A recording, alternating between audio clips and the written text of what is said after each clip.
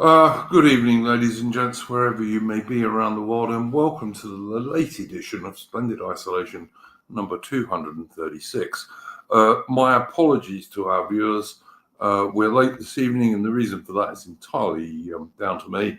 I had a power cut, only just recently got my power back, and so we're going much later than we normally are. And thank you very much to my guests, all of whom are in Great Britain, and therefore it's very late evening for them, but thank you. As always, just to give people the chance to join the stream, I'm going to start us off with a tune. Take up the white man's burden, send forth the best ye breed. Go bind your sons to exile, to serve your captives' need, to wait in heavy harness on flooded folk and wall. Your new gods sullen peoples have devil and have child.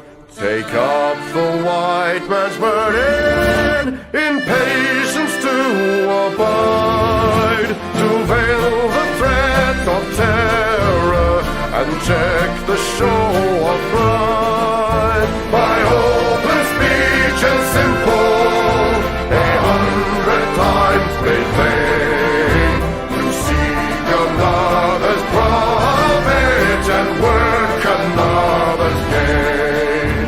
Take up the white man's burden, the savage wars of peace. Fill full the mouth of famine and bid the sickness cease. And when your goal is nearest, the end for others sought, what's love that heed and folly? Bring all your hopes to naught. Take up the white man's burden, no tawdry rule of kings, but toil of serf and sweeper, the tale of common things. The ports ye shall not enter, the roads ye shall not tread. Go make them with your living and mark them with your dead. Take up the white man's burden and reap his old reward. The blame of those ye better, the hate of those ye guard, the cry of those ye humor, are slowly towards the light. Why brought ye us from bondage, our loved Egyptian night? Take up the white man's burden, ye dare not stoop to less, nor call too loud on freedom to cloak your weariness. By all ye cry or whisper, by all ye leave or do, the silent, sullen people shall weigh your gods and you. Take up the white man's burden, have done with childish days, the lightly profit laurel, the easy ungrudged praise. Come down to search your manhood through all of thankless years. No age with give or wisdom, the judgment of your peers. Take off the white man's burden through all of thankless years.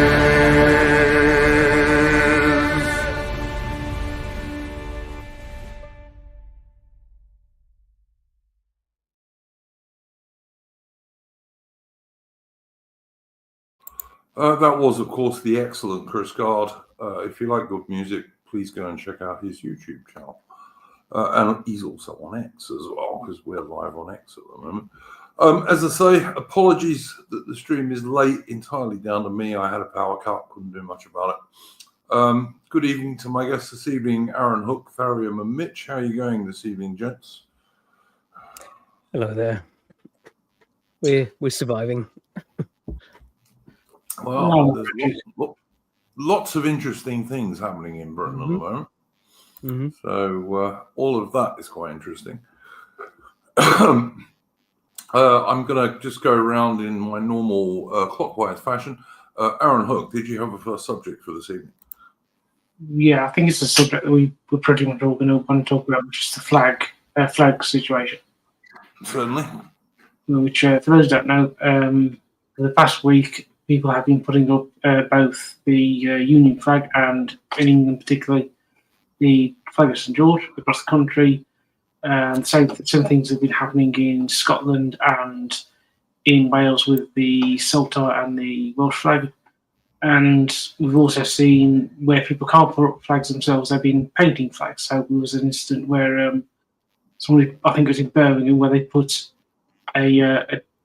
using red paint, put a St George's cross on a roundabout. And also, I think it might be also in the West Midlands. I saw a video today, I think it was put up in the Discord, of a group of men painting a St George's flag on a wall with row shops.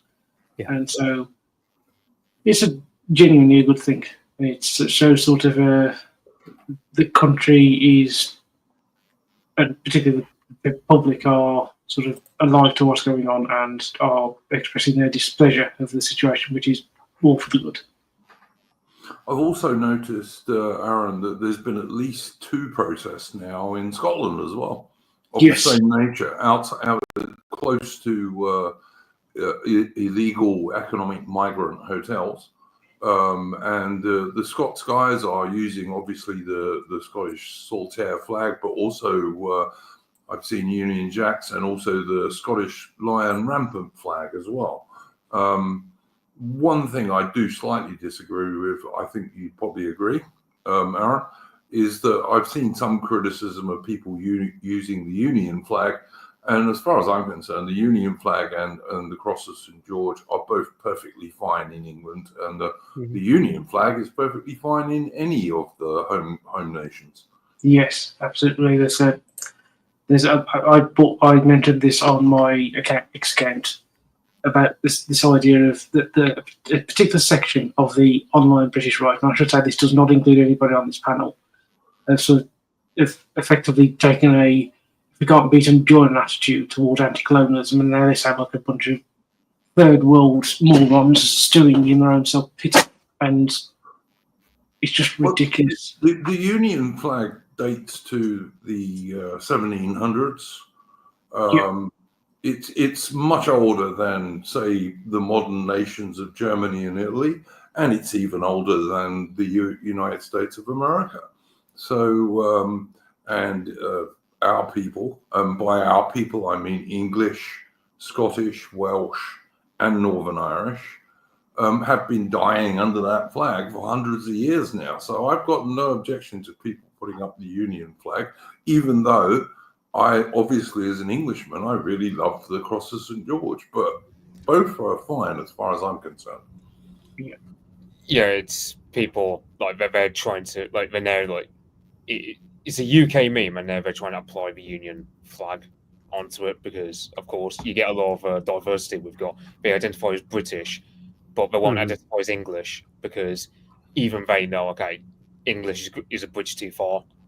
Like with British, they're going to try and claim the imperial legacy of it. Yeah, but no, I agree with you, Mitch. Tharium, sorry. Yeah, obviously, the Union flag is fine, but I do think the English flag is better if you've got a choice. I think the English flag, because it's just more exclusionary. It is more, like Mitch was saying, like a lot of people can claim to be British these days, which I wouldn't class them as, but they do. But they don't. They rarely extend that to being English, though. So I do what you're saying there, Fariam, and I know that was what Mitch was getting at as well. All I would say is this: I mean, if you're in England, the cross of St George and the Union flag are, as far as I'm concerned, are equally valid. In the same way as in Scotland, the Scottish Saltire and the Union flag are equally valid. Same thing in Wales and Northern Ireland with their local flags, their national flags, I should say.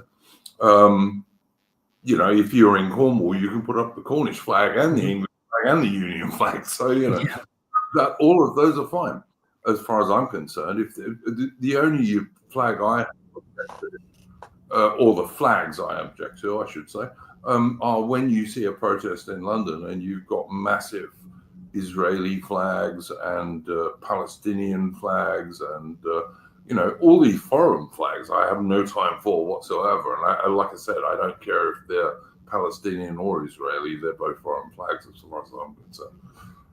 Yeah, I did see. I was just saying, because in Scotland you have a Saltire flag, which since like 2014 has been associated with a separatist, like SNP types. I wonder if they'll reclaim that off background and it starts becoming. That would be cool. Simple, Yeah. I mean, like we've got some very good young Scotsmen in our Discord, and who are unionists, and I hope that Scots can reclaim the Scottish Saltire flag. Although, as I said, I've also seen some of the migrant hotel protests in Scotland. I've seen them using the Scottish Lion rampant, which is also fine. One of the videos of some of the protests, I saw someone using the Plantagenet Three Lions flag.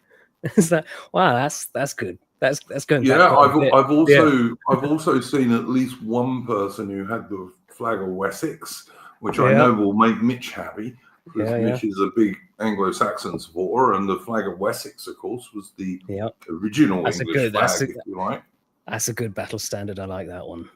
Which, by the way, for anyone who doesn't know, it's not a dragon. It's a wyvern.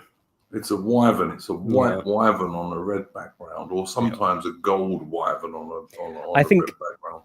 I think it's supposed to be white, but it was just trickier to make white, like pure white back then, so it sort of came out a bit goldy.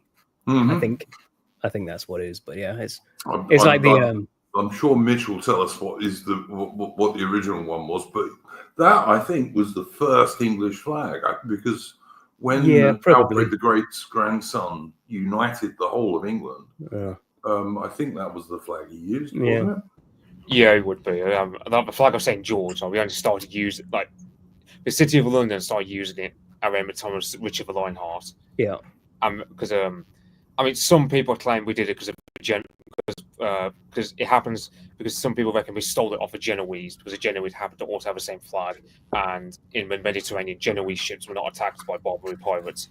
And it's from what I've heard, it's low ball. It's just Genoese cult. Well, I don't know about the actual history of the flags, but I will say for a fact that the first time English soldiers, and they would have been mostly Anglo-Saxons, obviously, because most English soldiers were Anglo-Saxons, in the Third Crusade in the 1100s under Richard the Lionheart.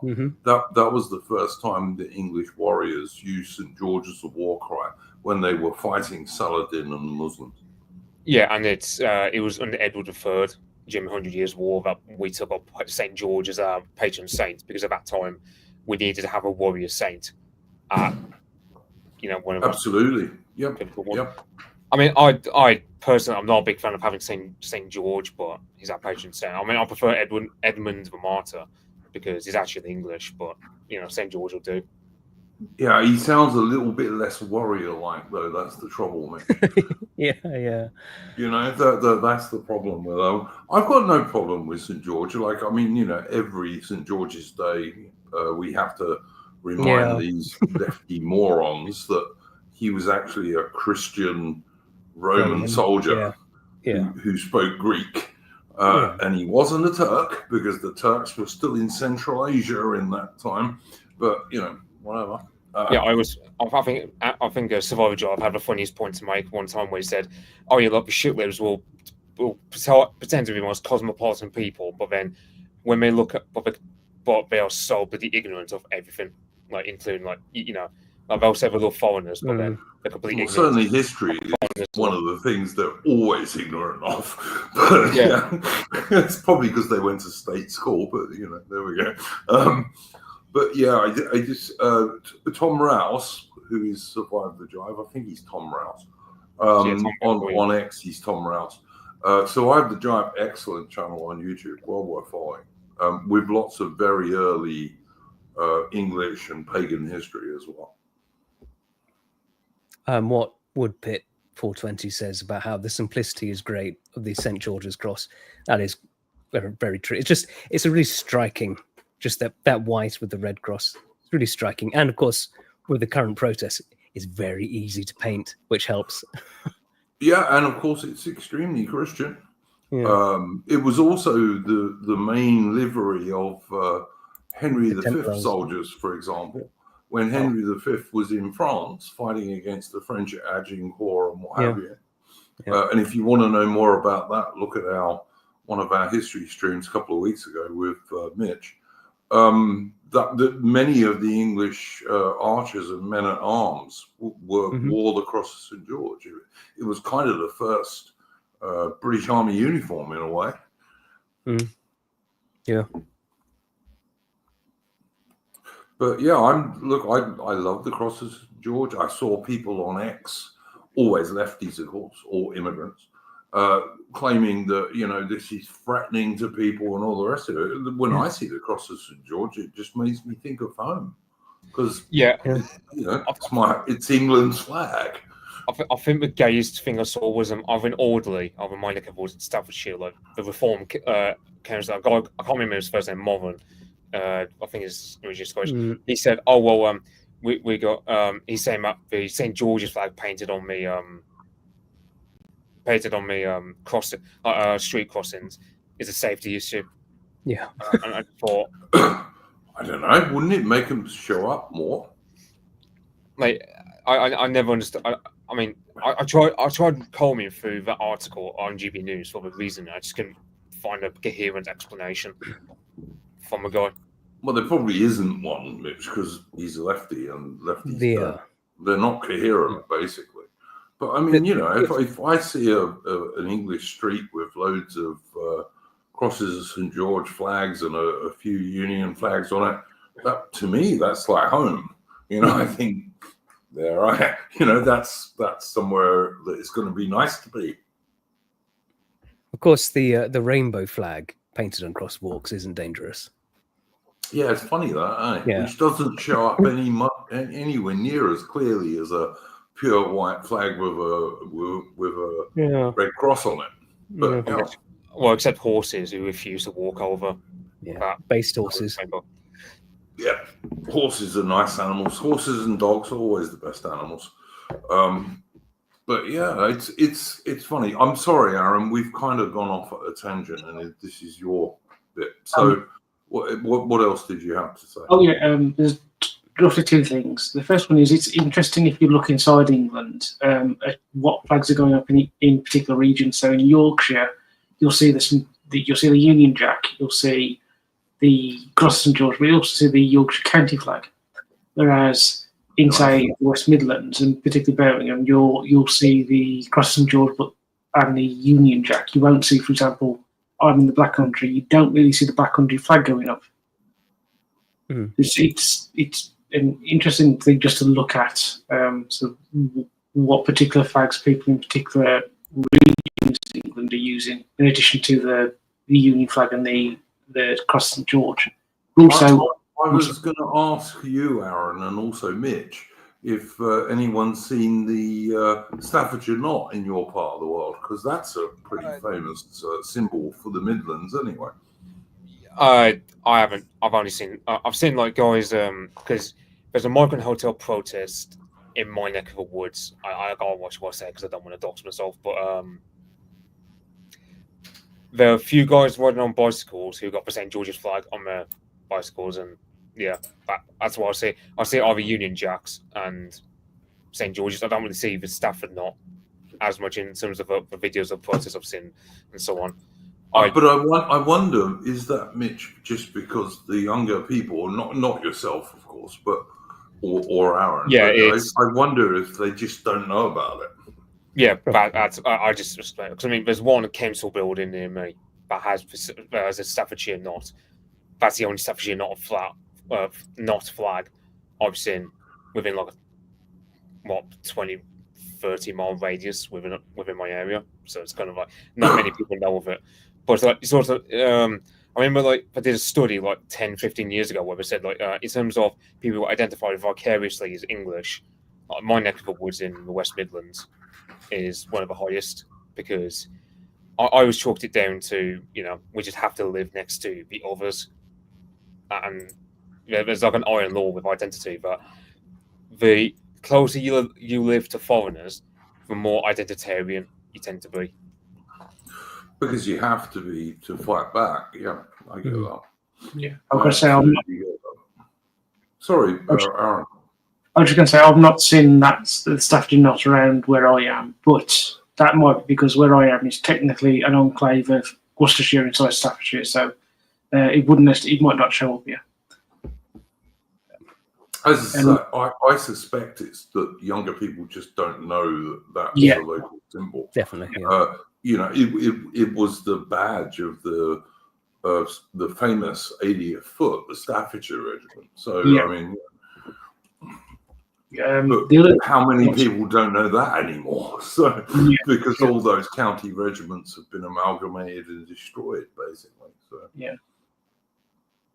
I mean, my great granddad served in the South Staffordshire, which was the regiment formed out of the merger between the 80th and I can't remember which other regiment it was. But yeah, there is a group on X on Twitter that I support and follow called the Campaign to Restore Historic Counties. Yes. And they're trying to restore the historic English counties, the historic Welsh counties, and also the historic Scottish counties as well. So that's a group you should look out for, and they'll put up lots of local flags, symbols, and give you the history of the original historic English counties, which are really quite interesting. Yeah, and also sometimes it's interesting about their borders. So, for example, where I live, it's obviously an enclave of Worcestershire inside Staffordshire, but Worcestershire is a mile or two away south of us. And that comes about from a sort of mixture of ecclesiastical turf warfare between the Bishop of Worcester, the clergy up in Wolverhampton, local abbeys, and a couple of disputes between the sort of Norman aristocracy, all taking place between roughly about 900 AD and about 1500 AD. So people do not realise how ancient England and Britain more generally is. I mean, we were part of the Roman Empire, for God's sake. We have a reasonably well-known history prior to the Romans invading. Even prior to Julius Caesar, who did a couple of raids on Britain, he didn't stay. England is a really ancient nation. It's way over 1,000 years old. Even as England, it's over 1,000 years old. Yeah, it's I mean, you did Staffordshire knot. I mean, it goes back to Lady Aethelflaed of the Mercians, because like the story goes, but she was visiting Stafford, I believe, to review the garrison. She was in Stafford. She got besieged by a Viking band, and she called upon Tamworth and Lichfield to help her. The levies of both towns came in to relieve Stafford, and then the town leaders of Lichfield, Stafford, and Tamworth were bound using a knot, and that's how you get Staffordshire. That's apparently what the story, how it goes for my county. I imagine similar counties like Yorkshire have very much of ancient stories as well. But it's one of the things where all the English counties have ancient stories, and you can say the same about the Welsh or the Scots. Wessex, everyone's heard of Wessex, of course, because of the Last Kingdom and Alfred the Great, and the only people ever to defeat the Norse Vikings. But you know, Essex is the East Saxons. Sussex is the South Saxons. Middlesex, which is really my county, was completely destroyed even in the 19th century because it was just completely overrun by London, basically. But that was the Mid-Saxons, you know. So there were, all of this stuff has an ancient history, which is why people are trying to defend it. Yeah. I mean, like my county, it's the White Horse of Horsa, of Hengist and Horsa. Oh yeah, that's your avatar, mate. Yeah. This is the Rohan one, but I mean, but he took that from there. Yeah, that's where Tolkien took it. Yeah. It's funny. Even though the English mostly fought on foot, Tolkien turned us into a horse people. So it's funny because, like you're saying, how old England is, and because people think like Germany, Italy, they've all existed. Like you said, they really haven't. No, they're very new compared to England. But I mean, China maybe. There's very few countries that are actually as old as England. Yeah, China's about the only one, really. Yeah, I would say. Well, you could argue Japan as well, because I mean, they claim, fair enough. They claim Imperial Dynasty is nearly as old as Rome, which I don't know if that's true, but you know, that's their national myth. But it's like, you know, but even some of our county names date back to before the Romans, like Kent, for example. That's an old Celtic name, that is, but ain't Anglo-Saxon originally, but it's been very much anglicised, I suppose you could say, you know. Or is that, what else? Where else? You got Cornwall, for example. I mean, you know, the Corn part comes from an old ancient Celtic tribe, Cornavy, which they reckon Arthur the Great came from. But like, you know, there's a lot of, so yeah, it's like plenty of regions. Perfectly possible. I mean, the two major things for Arthur is either Wales or Cornwall, and indeed they were the last couple of places that the Romano-British held out, shall we say. I think that's reasonable.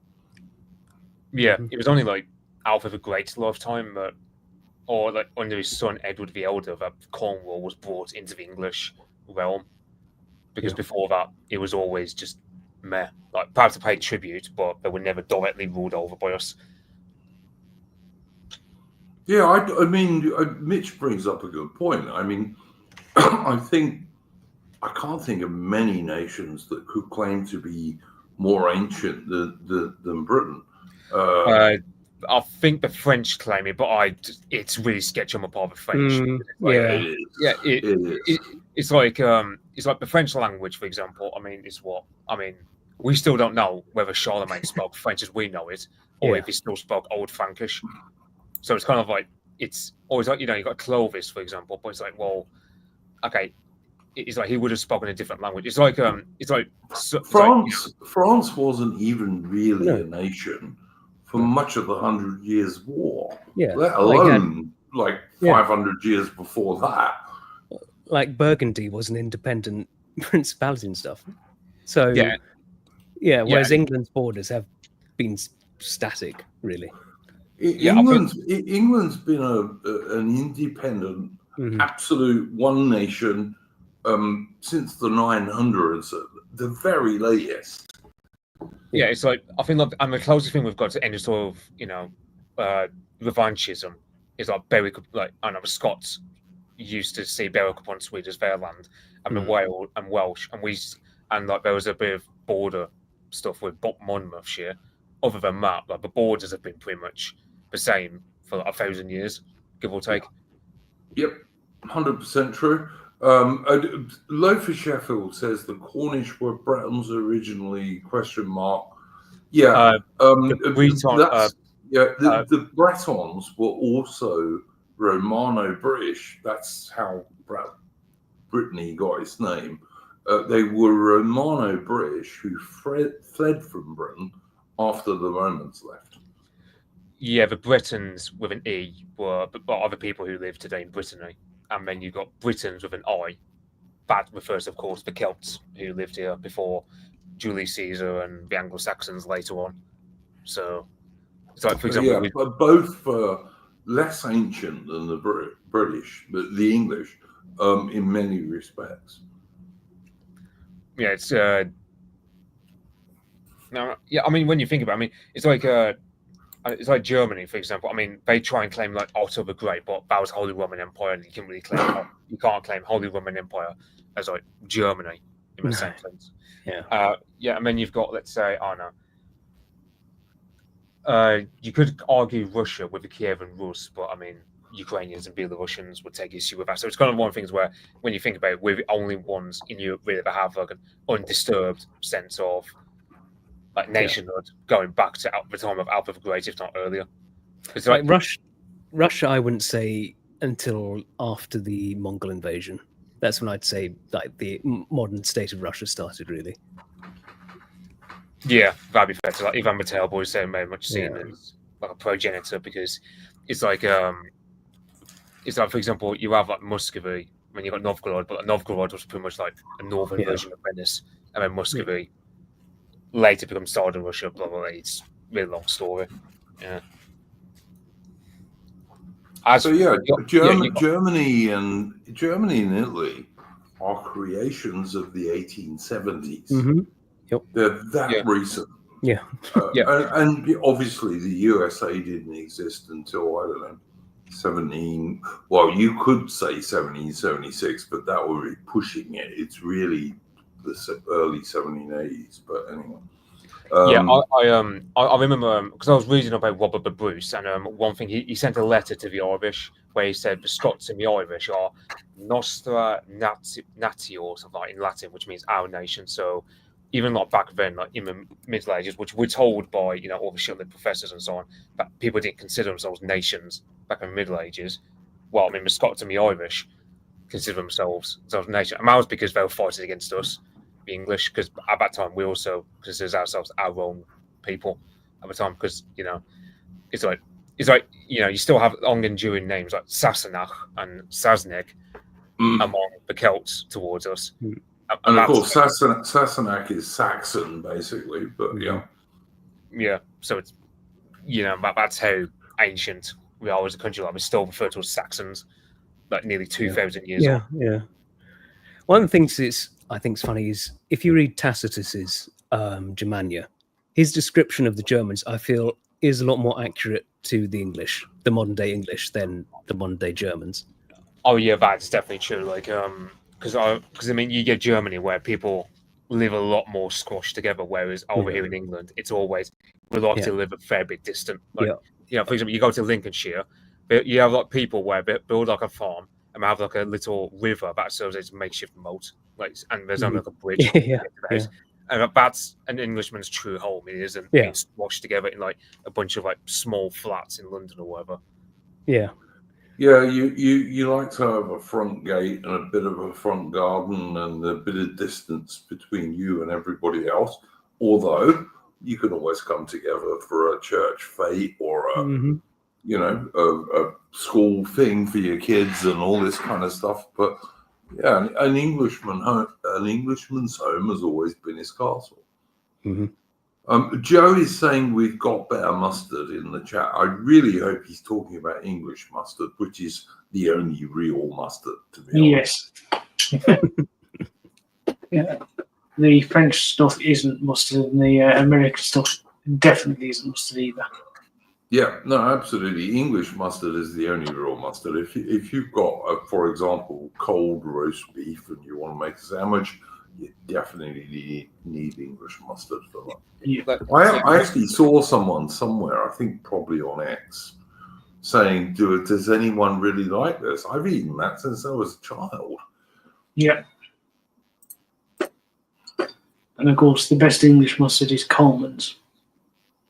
Well, I don't know if it has to be Coleman's, because I'm not particularly into like commercial brands, but it needs to be English mustard for sure, because that's got a bit of bite to it.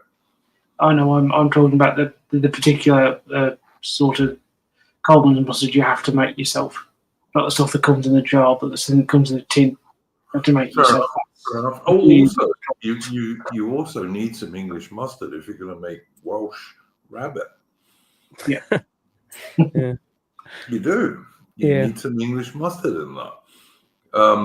Which, by the way, I put up on our Discord some time ago now, how to actually make real Welsh rabbit. And it needs English mustard, and it also needs Worcestershire sauce. So there you go. Because it's not just like grilled cheese. That's just grilled cheese. But anyway, Aaron, did you have anything more to say about this before we move on to Mitch? Yeah, just one last thing, which is that you may have seen this going about, but and I think this is true. We are seeing sort of Ulsterisation of mainland British politics, which I think is a good thing. It's a sense of sort of British ethnic identity that's coming to the fore. Yeah, it's I think it's changing everything. I really do. And one of the reasons that the establishment don't like the English flag is the English have always been the least identitarian of the four main peoples who make up Britain. And they don't like the fact that the English are suddenly realizing, you know what, we're a people. Yeah. And we're a lot more of a problem in that regards than the Scottish. So, yeah. I've always heard it said as like the Scottish are like manic rage, but the English are like patient form of anger. Yeah. I'm out with words because I remember I was reading about like Cromwell Battle of Dunbar, and he's like, "What?" I mean, this is a common thing in Scottish military history where they do the Highlander charge, and it's kind of a bit otherwise. Whereas we Brits we're a lot more calculated in our sense of rage. But that's one thing where, yes, it takes us a bit of a while to get angry, but once we're angry, that's it. We're like an avalanche, unyielding.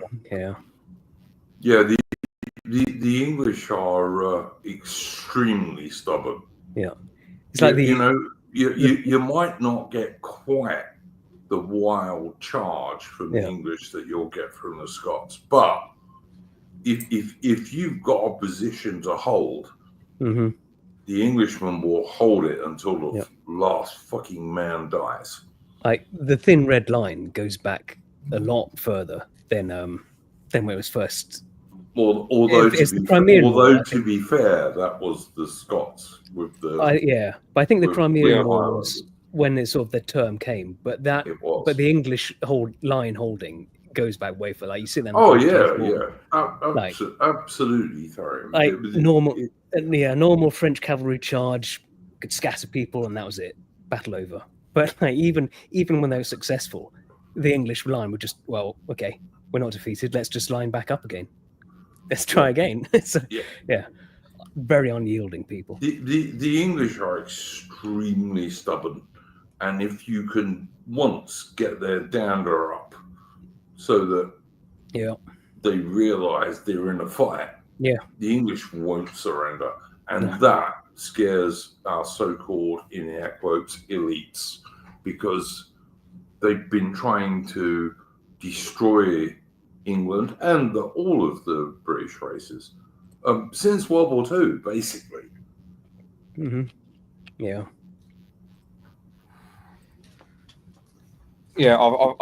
This is one where because I obviously see this from Americans where we're all just soy facing over the Irish, and it's like they always say, "Oh well, these Brits are only protesting because they've got Irish blood in them." Like that's one thing. Okay. I really can't be arsed with that. I'm from some Americans. I've noticed that increasingly.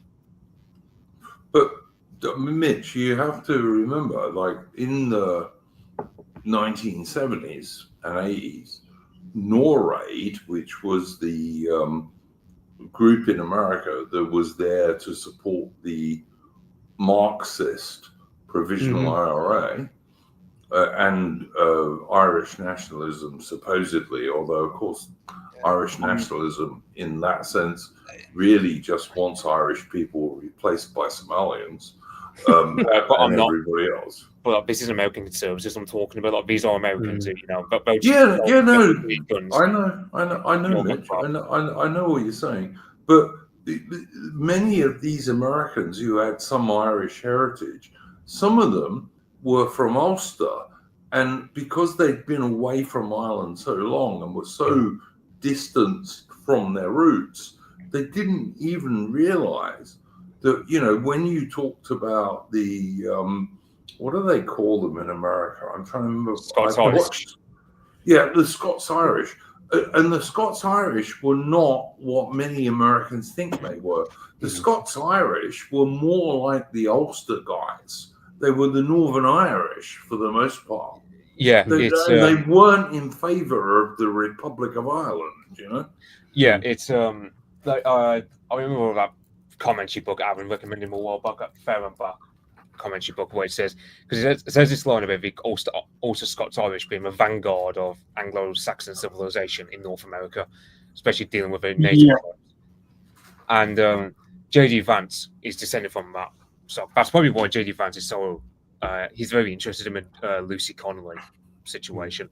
Like, I've seen some people saying she's going to claim asylum in America, and I go, it's one thing. It's one I don't want the Americans having like some sort of Yeah, but it would really embarrass the British elites if she did. Yeah, it's one of the things where you start thinking how she expected to get employment again. It's like she can go on about the Nigerians she loves so much, but Mitch, listen. I'm happy to use the Lucy Connolly case, which was, by the way, absolutely two-tier pleasing.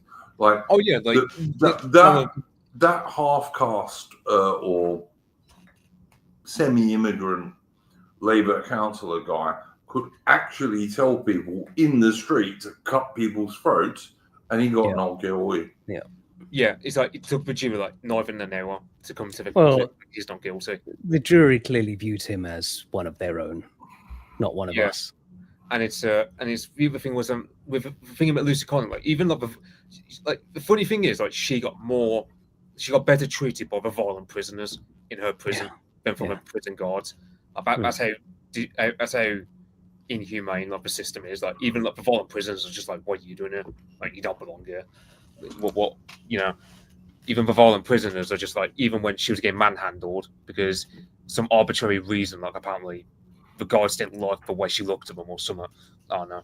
I can't remember what the article precisely said, but she just got manhandled. Mitch, understand something, right? If you're a prisoner in a British prison and a prison warder comes into your cell and tells you to take down your underpants or your knickers if you're a woman or whatever, you have to do it, and they do that. It was something like apparently they said, "Oh, you don't belong here," and like it was like they were giving a stick of some arbitrary reason. Like it wasn't anything like that. They were just giving a stick just because they could. Like it was just a very much of a arbitrary act of. I don't know. I tyranny, I suppose you could say. I don't know how. I don't know what other words you can use to describe it other than just say it's just a part of sadism on part of the system to mistreat it. Even when she's just, I mean, she's what? Okay, but the closest thing you've got is that she was a wife of a Tory councillor. But I mean, Tory wouldn't really mean much.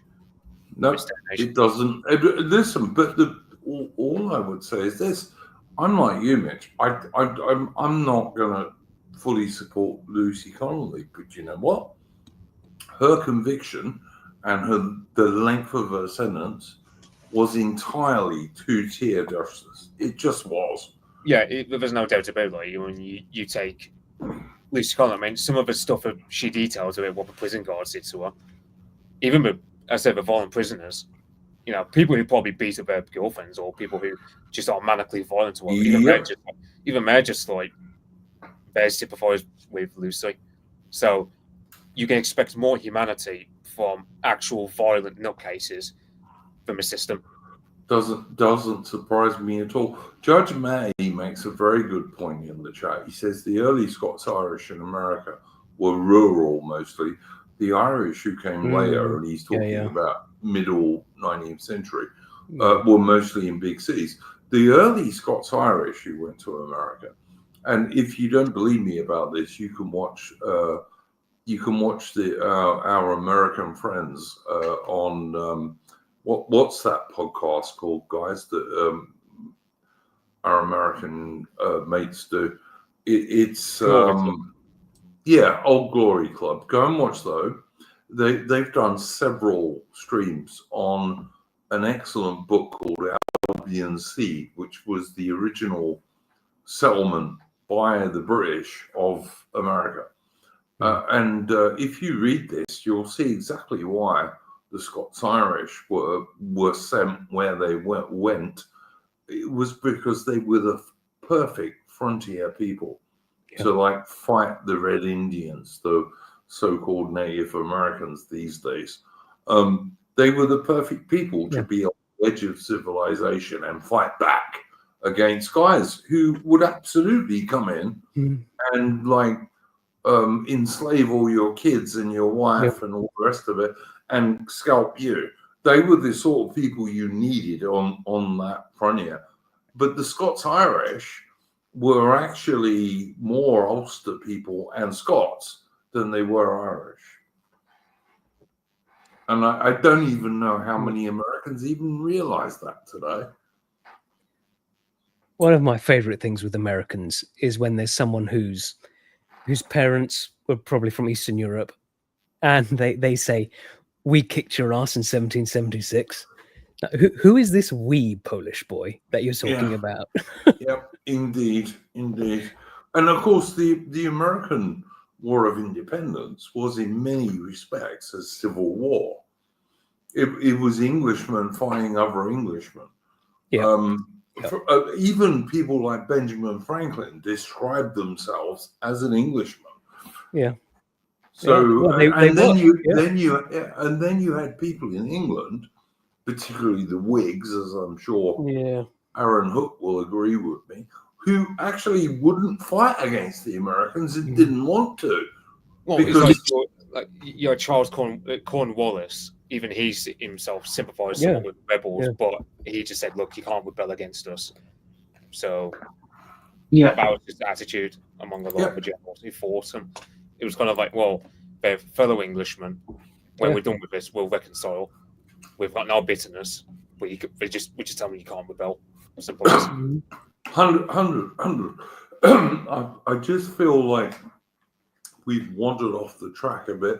Aaron, any final point from what you were talking about? Not really. Other than that, as I say, the authorisation of mainland British politics is, to my mind, a good thing. So, with the flag situation being an expression of that. 100. Mitch, what was the first thing you wanted to talk about? And it can be related to the stuff we've already been talking about, of course.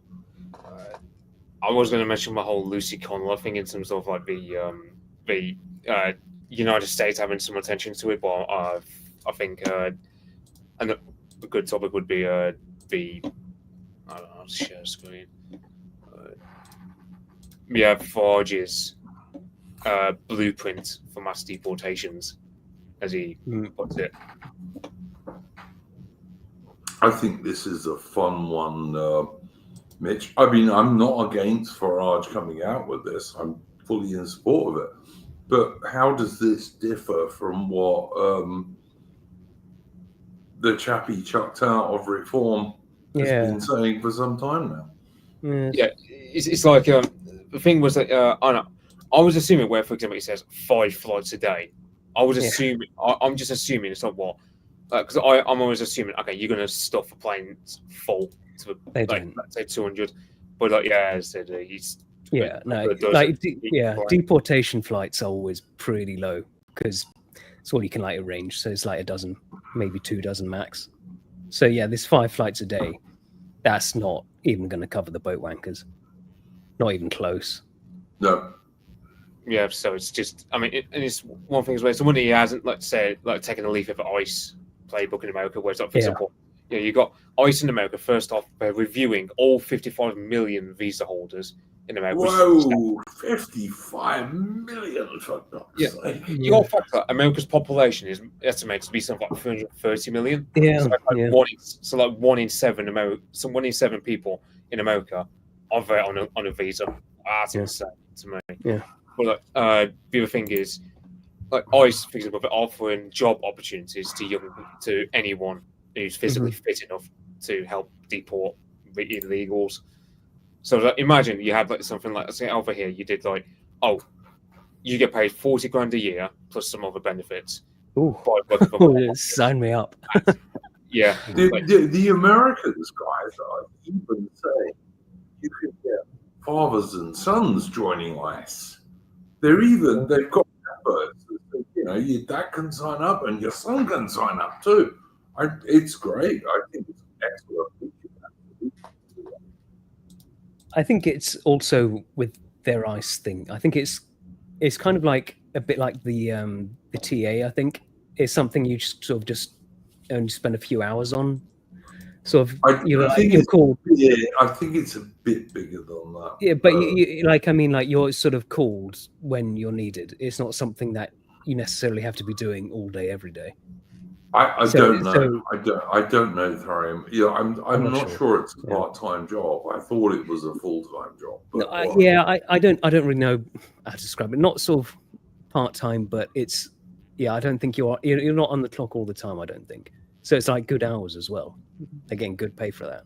Oh, listen, if somebody offered me a job to go and chuck foreigners out of my country, I would sign up straight away, frankly. Yeah. I'm just imagining, let's say, like the visa holders in the IT sector. Imagine, let's say, let's say visa, let's say, like, because you get, I think, I can't remember, I think it's on Twitter anyway, where you have these young guys who are saying they can't get a job in the IT sector because of all the Indians.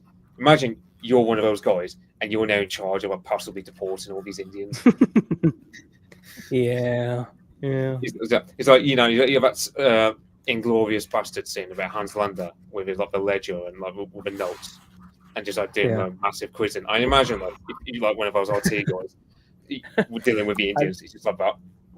I think Microsoft recently fired like 10,000 people or something with the plans of just hiring Indians instead. So yeah. Because you can pay them half the salary. Yeah. No matter what job you have to get done, you can always hire Indians to do it at half the salary. Because India is just such a shithole where no one earns a decent salary. Yeah, and like you're saying about the 55 million Americans on visas, I think you only need to be on like a visa for it's only a few years. And so long as you don't get into trouble, then they give you citizenship quite easily in America. So there's plenty more sort of that actual proper foreign population there who are now citizens. It's huge. I didn't know they had that many though. Oh, listen, one of the things that really pisses me off is that if you're an original white American, they're in a much worse demographic situation than British people are. Yeah, and yet many of them don't realize this. No, they don't. It's mad. They don't realize this. Like there are a hell of a lot more white Anglo-Celtic Brits than there are original white settler type Americans. A hell of a lot more. Yeah. In proportion, of course, to the size of the nations. I think it's also we're a lot stronger in the fact that we are an actual proper ethnic group, whereas America is white, which is what's that? That's not real people. Yeah, my problem with America, and also Britain is still like over 80% white. Yeah.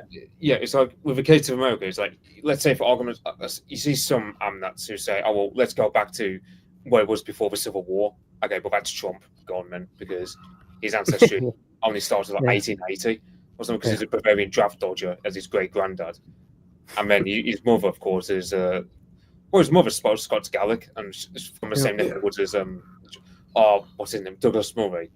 Isle of Lewis, neck of the woods, yeah. So it's kind of one thing. Yeah, although Mitch, I'd be willing to say Trump's mum was probably more base than Douglas Murray, but that's not very difficult unless you're an Israeli.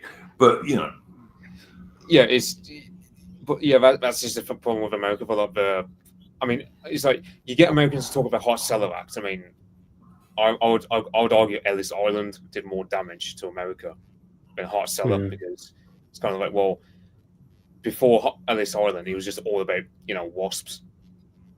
Like there's something like Irish perhaps, but it was generally meant to be.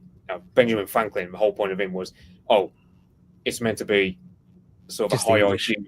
Yeah, it's meant to be a high IQ Roman Republic, but for Anglo-Saxons, basically. And Benjamin Franklin, wasn't he saying like the Germans just won't get it? We can't have them in. Yes, yeah. Yeah. That didn't last for long. No, I mean, the that's Germans. that's where it all started White going downhill. Americans have almost as much German ancestry as they do British. Oh yeah. One thing I found funny was that he named Newt Gingrich, who was saying, immigrants are great because we imported a lot of foreigners during the Civil War to bludgeon the South. Yeah, you did. Yeah. Yeah, let's kill all the Southerners, and that's great. Makes us good. All right. Very strange. Very strange. Mitch, anything else to say about this stuff before I move on to Tharium?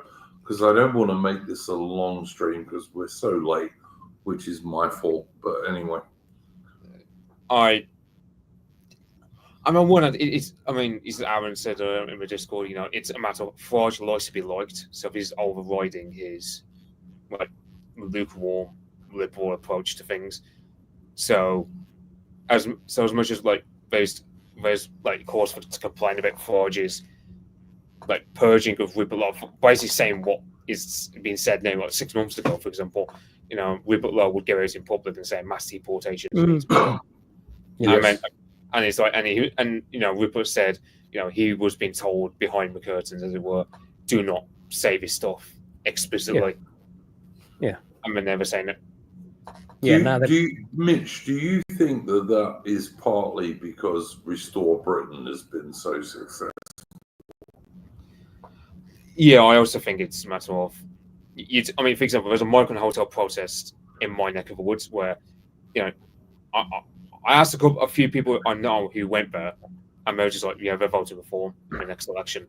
They've got complaints about Farage, but basically Tommy type people, unfortunately. But it's they've got the heart in the right place, and they've got the complaints about Farage, but they just vote in Reform because who else is there?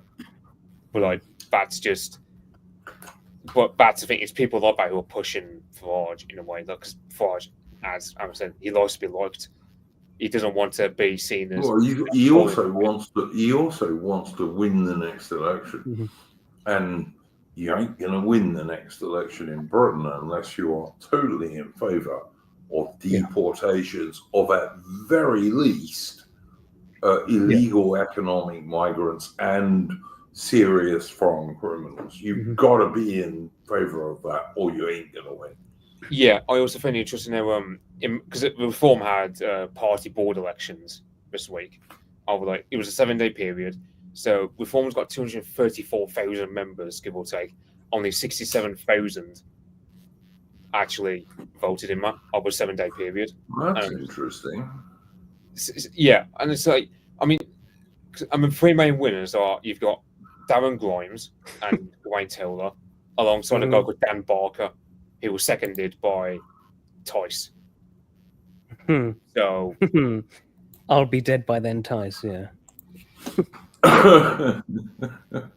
And he's got kids. Yeah. I mean, how are you like that? I mean, I don't know. When I was I am a dad, but my son is grown up now. But when my child was smaller, many of the things I worried about were to do with my son, not me. Yeah. It's I just don't get this. Yeah. And, Yeah, so- and the Labour thing at the moment, that unearned income and passing wealth on to your children is somehow vile. Yeah. It's entirely natural, and it is the way things should work. Yeah, and you have Unless you're a communist, of course. Yeah. Unless you're a communist. Yeah, it's like you get GB News where Patrick Christie's, where he'll ask audience members like, "What do you think about all the civil unrest unfolding, or what do you think about us becoming a minority by 2060?" And it's always they basically have the same opinions as us. They're just like, okay, they think like they're voting for Farage, but they just like and it's like one older guy said, "Oh well, if we don't get a reformed government, then basically the country's gonna fall to a civil war." And then this one woman, like a few months back, was saying like she gets nightmares with the odd prospect of us becoming a minority, and that's Reform's base. I feel like Reform's base think that Nigel is a lot more based than he actually is. A lot more right wing. 100, Tharium. That is the problem, I think. Because he's had so many years of like being the Nazi boogeyman, sort of that sort of. Where he's not, obviously, he's just not. He's a 90s liberal, basically. He's way to the left of me, Tharium. Yeah. I'm probably all of us on this street. Yeah. I mean, I view this like change in rhetoric that he was previously saying, like, oh, can't say the mass deportations, that's dangerous, can't say that. I view that as that things are getting away from him. Like, the public are just had enough, and we're just going like they're not, so they're trying to play catch up with us rather than leading, and they're sort of realizing that. Well, I mean, I even put up a Zia Yusuf tweet from X in the Discord, and even Zia Yusuf now has to say, "Nah, we actually are going to do mass deportation." Yeah. And Zia Yusuf, as far as I can work out, being a Sri Lankan Muslim, was entirely against that, really. I mean, I don't believe anything that comes out of his mouth, personally. Like, he's like, you see any comment, like any video and stuff, a lot of the comments just, I don't trust this guy. Because there's just, I don't know, you can tell, John, you get a feeling for people when they're lying to you often. And I definitely get that from him. Listen, I can take a mixed race guy, like what's his name? What's David his name? Curtin. Yeah, I can take David Curtin, no problem whatsoever. He can stay in my England anytime he wants, or my Britain, because he absolutely always says the same stuff. Zia Yusuf, nah, not so much.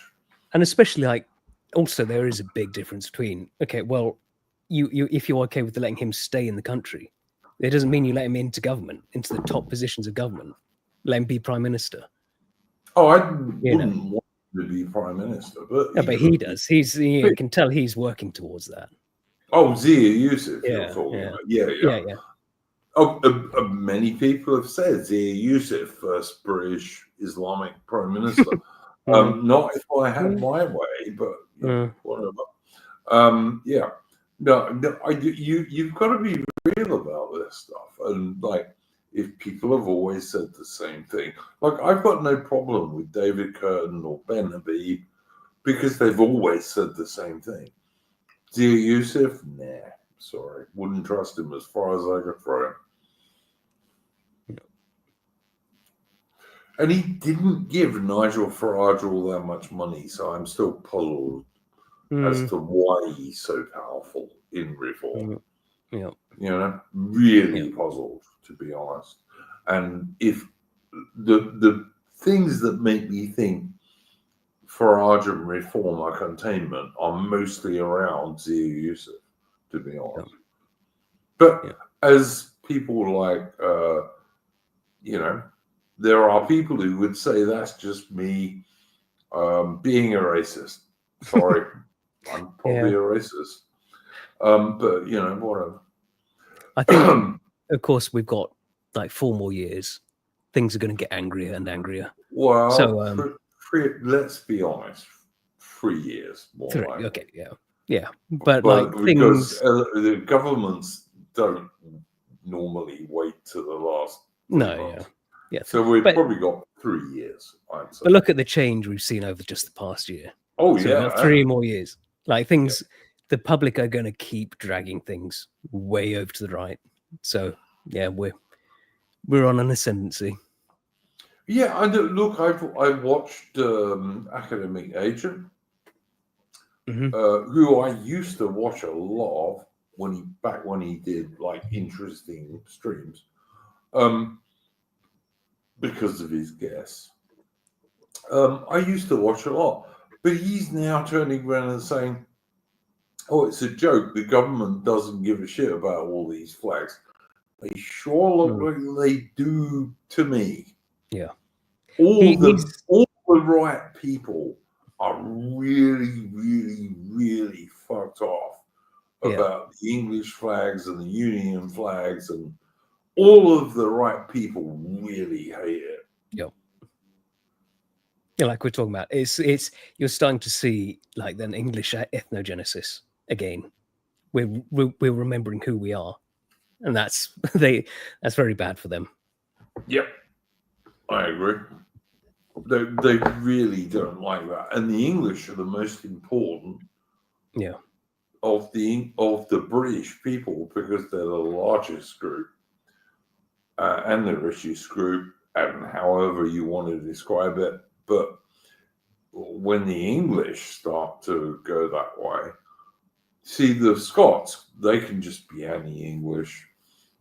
The Welsh can be anti-English. The Irish, they can be anti-English.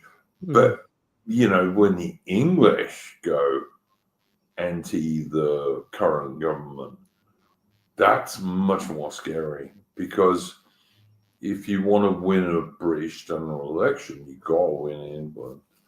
You can't do it just on Scotland, even though Scotland has far more seats than it should have. But Yep. But yeah, I totally agree, and I think I've said for some time, I think the British ordinary normie people are waking up, and I think they're waking up ever more quickly now. And these flag protests and things like Lucy Connolly, they're waking the ordinary normie British people up even more quickly. And as people have said on these streams for the past few weeks, the current so-called elites, I mean, how you can call Keir Starmer and the Labour Party an elite is beyond me, but all right. They're just flailing around. They don't know what to do about it. Yeah. Well, building on from that, we can talk about how the diversity seem to have started striking back now. Let's talk about petrol bombs and stuff that apparently, of course, the British government would do anything about, because we don't have a two-tier justice system unless you're an Anglo-Celtic white person or you're a brown or black third-world immigrant, in which case you get treated totally differently by the British justice system. So go for it, Farron. So this all happened, it was yesterday, not the day before. So it's all very recent, and there seems to be, the state doesn't want this stuff getting out. So first we had an incident in York where there was an 11-year-old lad. I think he was putting up some English flags and an 11-year-old little child. Yes. Yeah. And then an Amazon delivery driver of diverse origins had a problem with that. So then they got into a kerfuffle. The little boy was probably giving him some lip, which good on you. Good lad. Being raised right. And so then apparently the delivery driver grabs him by the neck. This little 11-year-old child. An 11-year-old. Okay. Right. At which point the dad comes out and fights off the delivery driver. So he pisses off. I wouldn't have fought him off. I would have Yeah, smacked yeah. him in the ground. But yeah, all right. And then the delivery driver, then comes back with his packy mates, and they're all tooled up, got some stuff, and they start looking for trouble. But then the family and all the neighbors come out, the English neighbors, Good. and they start bricking their cars, and they chase them off. And Sounds a one good of story to me. Dad. Listen, one thing I got to say to you guys, that the Scots, and to a lesser degree the Welsh, and also the Northern Irish, have always got is stick together. Yeah. The English people have not always got this. No. But if you are an English person and you see other English ethnic people being attacked, help them. Yeah, because that's what you do. Yeah, I've been saying probably a good idea for all of us to sort of strengthen our ties with our neighbours and stuff, get to know them a bit better, get more friendly terms with them. Yep. 100%. You know what? You can't be an individual in a world where there are big minorities against you. It's always been the case, even in the British Army, for example, or the Navy. It's always been the case. Scotsmen, they stick together. If a Scotsman gets in a fight with a group of Englishmen, the other Scotsmen in that area will come and help him out. Same to a large degree with Welsh guys and Northern Irish guys. English people need to learn this lesson. If you are in a fight with a group, don't stand there thinking, oh, should I help them? No. If it's an Englishman or an English girl, obviously, go and help them. You have to stick together. You have to stick together. All other peoples in the world always have, and we have to learn to do the same thing. Stick together. If you don't hang together, you'll be hung separately. Yeah. Afterwards, the guy said, we have no Paki enclaves around here, so if they come back, we're going to be ready for them. Good. So, yeah, I saw that. I saw that on X. Yeah, absolutely. But there was a much more serious incident, which was petrol bombs thrown at people by illegal migrants, or maybe just immigrants. Yeah, because they're all anti-British, every single one of them. I mean, I'm sure this lot in York, I'm sure they were legal. Yeah. Exactly. Yeah. The other one, I haven't seen as much information about this. Just a video of a couple of guys were putting up some English flags at night, and then somebody chucks a petrol bomb at them, which is that's really serious. And one of them, he has Molotov cocktail. I had many thrown at me in Northern Ireland back in the day. Yeah. But and then I'm guessing, because one of the guys, he's just got loads of blood pouring out his face. This is on the video. I'm guessing he probably just got hit with a normal bottle, and then they tried to petrol bomb the car. Luckily, it didn't manage to catch their car alight. But he's cut up bad.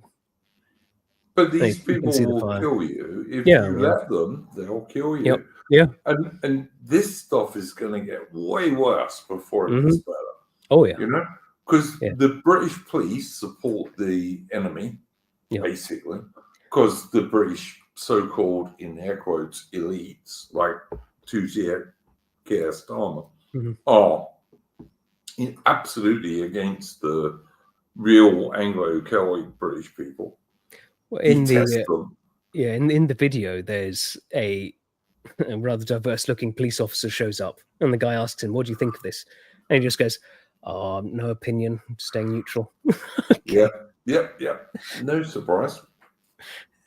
Anyone who thinks Sir Keir Starmer Like, who is happy for 11-year-old British girls to be raped and tortured by Pakistani so-called grooming gangs is going to do anything to help the Brits. Mhm. Don't be foolish, all right?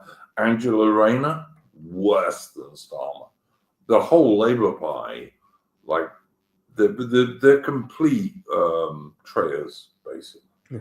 But so are the so-called Conservative Party under their Europa Nigerian leader. They're also completely traitors.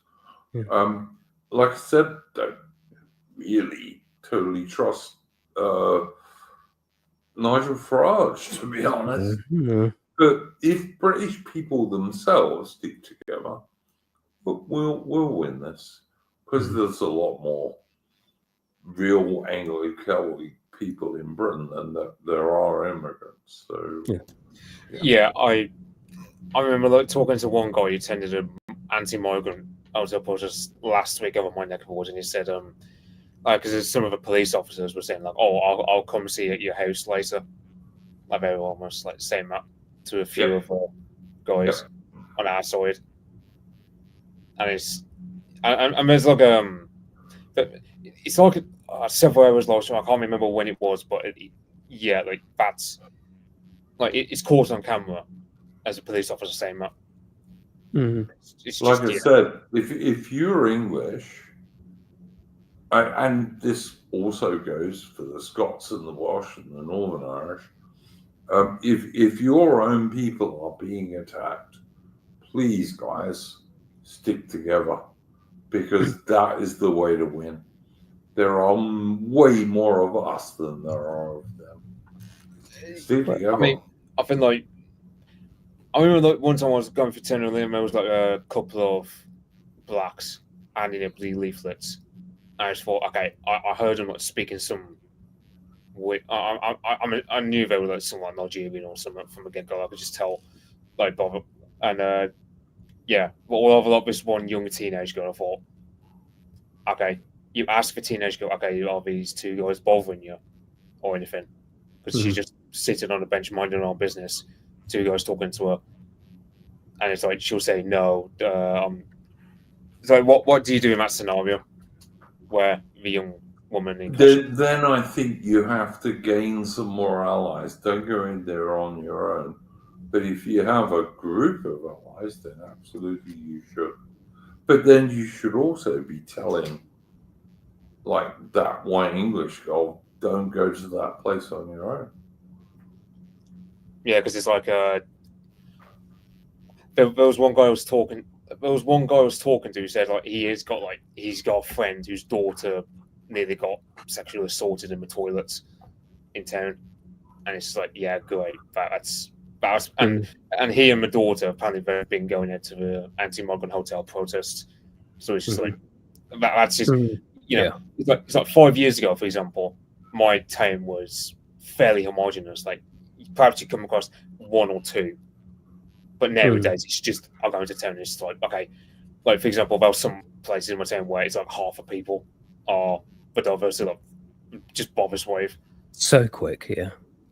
It's just look, I this channel and myself does not support violence of any kind, but I've got to tell you guys, you don't get in positions where you're outnumbered.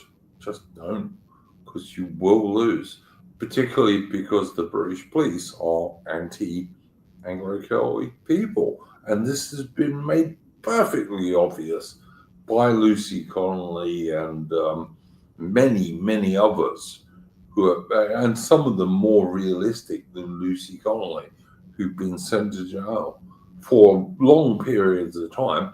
Whereas if you're a immigrant labor guy, you can stand in the street and say, let's cut all the right wing's throat, and you get not guilty, because you have a jury which is like not particularly English, for example. Yeah, but so that's I think that's something that dissuades people on our side from attending a protest. I mean, I think it was Brutus, who was saying like none of the e-celebs have attended a protest. And I go, it's one of the things where I think that Steve Law said like, if you're going to attend one of these protests, don't take a phone with you, don't take anything like that can use to identify it. And it's just Absolutely. But it's also one thing. I also think it's good to keep them local. And if they're like, these guys aren't sort of in the area, you can, Yeah, that's one thing I've noticed is like you get the the Antifa types you get, they're not local. Like they don't come from a local town. But they're also not very scary. I mean, like the blokes in air quotes in Antifa are like pathetic. I mean, it's either they're really fat or they're really skinny. Like there's no in between. Exactly. Yeah. I'm sure if like something happened in Swindon, if there was some stuff started there, I'm sure like Sargon would go to that and stuff. Are you? Sargon? Yeah. Are you? I'm sure he would. I think he would. Yeah. To be fair, you got bigger faith in Sargon than me, but all right. I think he would. I don't think. I don't think. I'd like to think he would, but I'm not sure I'd go that far. Some of his pros might. Well, he'd observe it. I don't think he'd take part in himself. He'd just interview people who attended the protest. I think that's what he would do. He wouldn't actually take part chanting. No, but that's what I mean. Like, I think he'd go down to it. I think that's fine. Okay. All right. You guys have way more faith in Sargon than me. But all right. Maybe. I think some of his pros might, maybe. Like Callum and Harry and a few others. Yeah. Some of those guys might, but Sargon himself, I don't know. I would if I was doing it, but yeah, Sargon, I'm not so sure. All right, whatever. I've never been the biggest Sargon fan. I think Sargon is not as bad as Nigel Farage in terms of like he's following the wave, but he is still following the wave, I think he's more genuine about it. Hey, maybe you might be right, Farron. Maybe.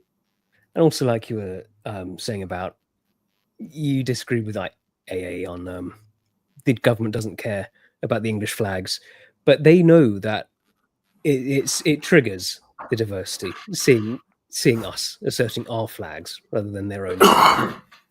And that, but it also, whether they care or not about the English people. Loads of Labour supporters, kind of like the English St George's flag, Yeah, whether or not they care about the English people or not, they know, our elite know that the diversity love to get, anything will tick them off, and they don't want that, especially now. They really don't want that.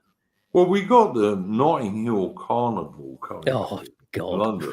Yeah, and the London police have already set up an area for women who are going to be sexually assaulted during the Notting Hill Carnival. They've already set this up in advance.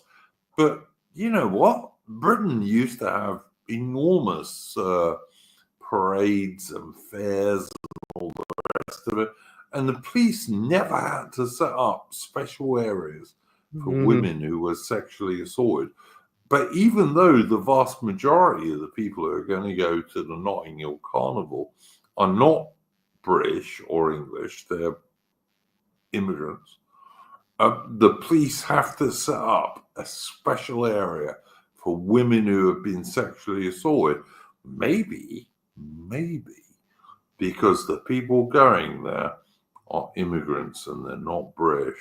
They can't resist sexually assaulting women and girls. Yeah. And you see the police have been told, don't try and dance along with anything. You might provoke them. Well, I mean, half the time you see the cops with their, the gay cops or lesbian cops or, I don't know. I'd just ban the whole damn thing if it was down to me. But I don't care about immigrants. All of them should be deported. And as far as I'm concerned, mass deportations are inevitable. It's going to happen. Doesn't matter what you do, it's still going to happen. Yep.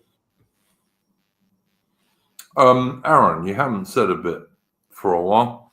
We're not going to go too much longer because we were so late, which was kind of my fault. Anything to add to what we've been talking about? Not really. I agree with generally what three of you said, especially sort of banding together. Yeah, stick together. Always stick together.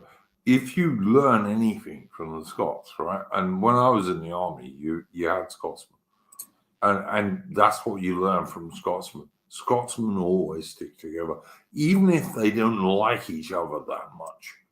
Mm-hmm. If they're facing some external enemy, they'll be mates just for that fight because they're Scots. And there's much to be said for that. I mean, a lot of sense for it. I mean, everyone's like that. Like our newcomers, they all work like that. Yeah, Like the Ricky Jones thing. Yeah. The Ricky Jones thing is like you can't have jury trials in a multicultural society because they'll just go, no, he's ours, so he's innocent. Even whatever it is. Exactly, Tharium. Exactly. And you can't even have. Yeah, and you can't even have like a single ethnic minority police officer because I mean, as that Atterman said, was it last week or the week before, where even like we had so very few Pakistani officers back in the 70s, and yet all of them were involved in the Red Gangs. Yeah. And they were. And I said this over 6 months ago, Mitch, but because I had seen evidence of this. But yeah, you're entirely right. Atterman was entirely right. Very sensible guy, Atterman. Mitch, what do you think about this stuff? Like in terms of, I mean, so for example, next Saturday, for argument's sake, I might see it attending one of these migrant hotel protests near me.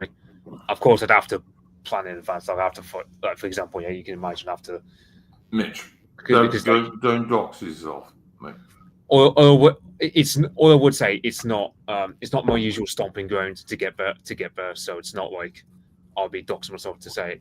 But I would say is I don't know. I just follow Steve Lord's advice of not having anything to identify me with for obvious reasons. And also I just observe. I won't really chance anything or go anywhere near the police officers, of course. But like I don't know. It's like there's a sense of I just feel like a coward in the sense of I'm not attending any of these protests yet, but I know people who have, and it's not only just that. It's also, as I said, got a band together because it's like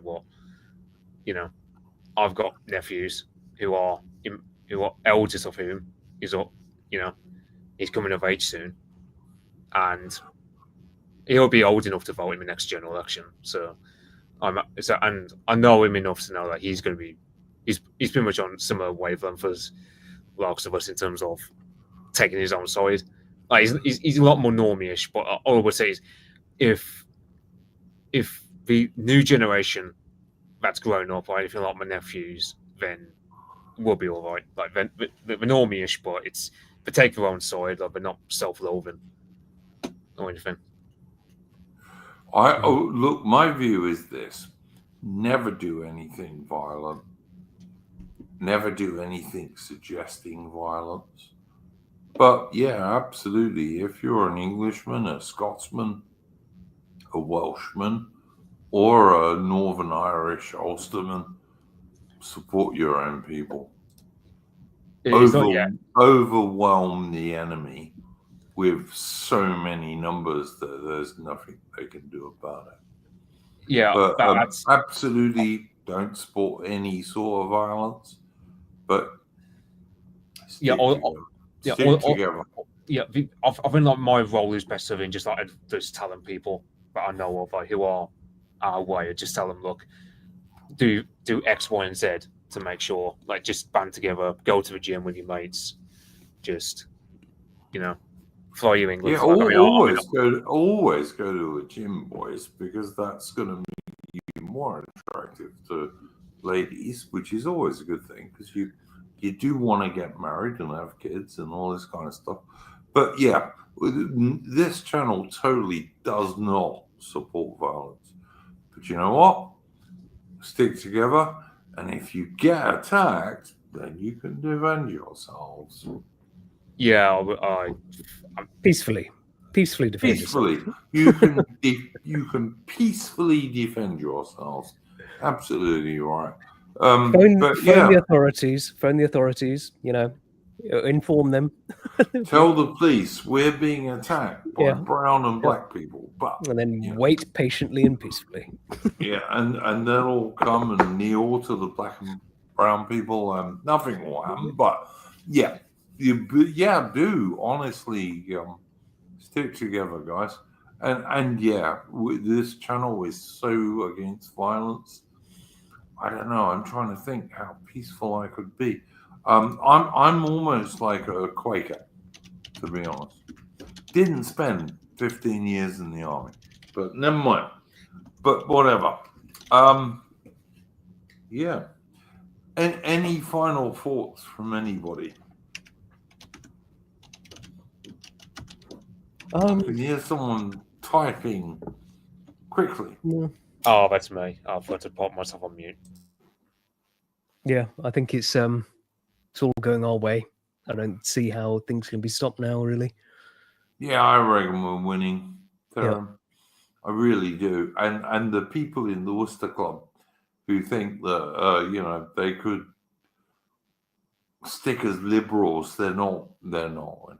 They're not winning at the moment because you can't. You have to take a side eventually. Yeah. Aaron, anything to say? I agree. To use an analogy, we pushed the cart up the hill. Now we're at the top. We can get in the car and just roll down. 100. Mitch?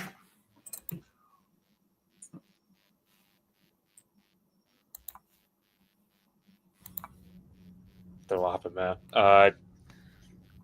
Yeah, I would just say. As I said on my comments, like, it's one of the things where I wouldn't castigate anyone on our side if they don't want to attend a migrant hotel process. I would just say, if nothing else, just fly your flag and just.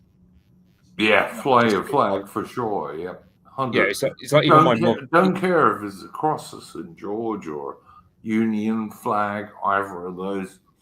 If you're in England, fly them. Yeah. Yeah, it's even my mother, who's like very normie-ish and not usually one for politics. Even she's just like full on identitarian. Like she's just on our wavelength after like the past couple of years. So it's like, if my mother is to be seen as a vector by which I can look at normies at large, then yeah, there's not really. I don't feel black-pilled about our people. I can feel black-pilled about leadership in terms of reform, but that's a different story. 100. Anything people would like to plug? Aaron? I know you got a stream coming up, haven't you? Yes, I've got one tomorrow. So my channel is Aaron Drayton.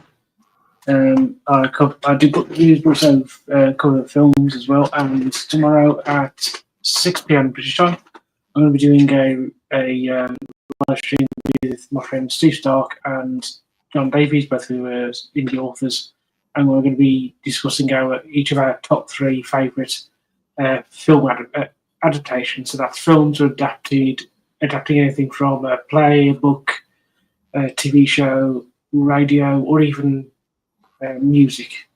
Be anything. So that's what we're going to be looking at tomorrow. Cool. I'll have a link to Aaron Hook's channel under the stream later on. Mitch Tharium, anything you wanted to plug, guys?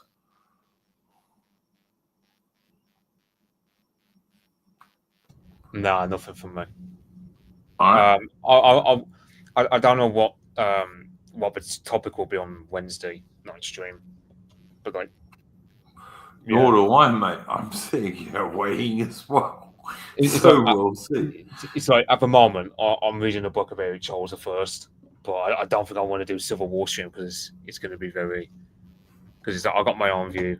Aaron has a different view from me. You've got a different view from me. So it's kind of like I wouldn't do Civil War. Listen, Mitch, I sit here, and if we don't have a stream set up for Wednesday, I'll bore people with Anglo-Zulu War stuff from 1879.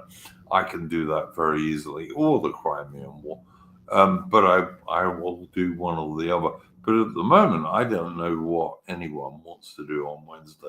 I've been trying to get us to get these 2 weeks ahead. I wish we could. But anyway, part of the evils of streaming, 21st century problems. But anyway, yeah, thank you very much to my guests this evening, Aaron Hook and Mitch and Tharium. I can't do these streams unless I have guests, so thank you very much. I would just like to give people a heads up.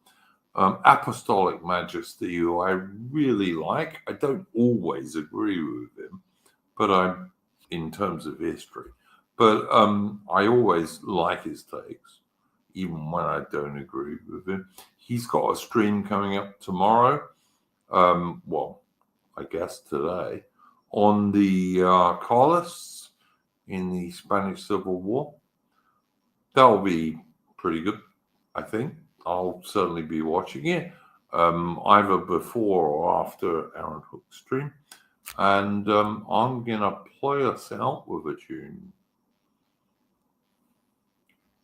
If it works, of course.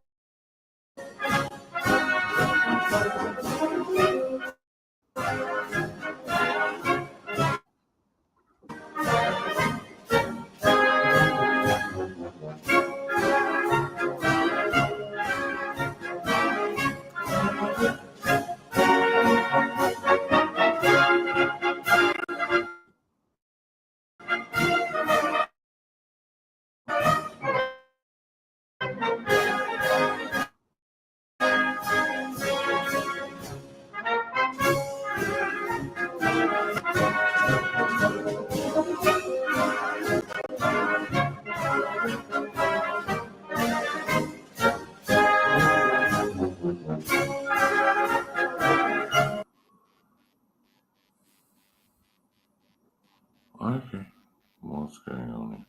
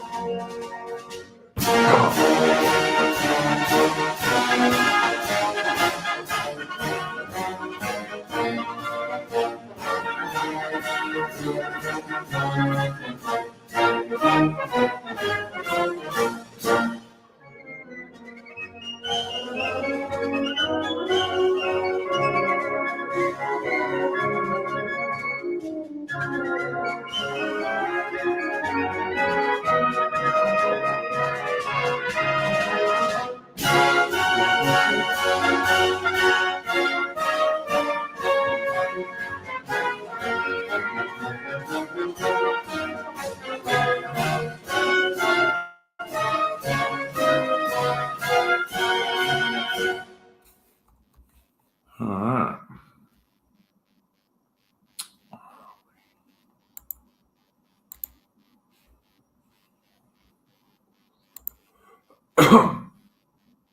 And that was The Vedette from Patriotic Archive, a channel I can completely recommend.